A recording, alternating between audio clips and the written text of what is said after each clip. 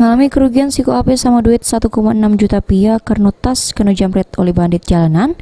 Korban bernama Dwi Putri, warga Jalan PDAM Gang Kenari, Kelurahan Bukit Lamo, bikin pengaduan di SPKT Polrestabes Palembang.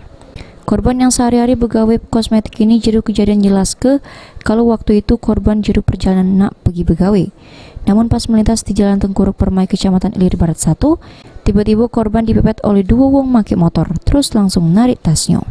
Menurut korban, kalau sempat ngejar pelaku, tapi sayangnya pelaku sudah mengebut kawat motor. Jadi cak mana ceritanya?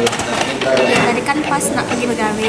Iya. Pas nak pergi begawe kan lewat 16. Nah, Yola gak taunya pas nak arah aku jalan aku Tengkuruk aku nah.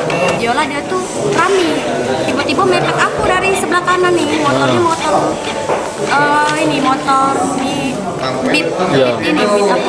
Nah, ngapa lah kakak ini? Aku kan ngalah, ngapa lah kakak ini tiba-tiba mepet aku sampai di sebelah kanan. Sudah, tak pulak lah tadi tuh. Jalanlah aku nih terus tadi ke Megaria. Pas ke Megaria tadi parkir tadi katanya, "Dek, ngapa tas kau tak?"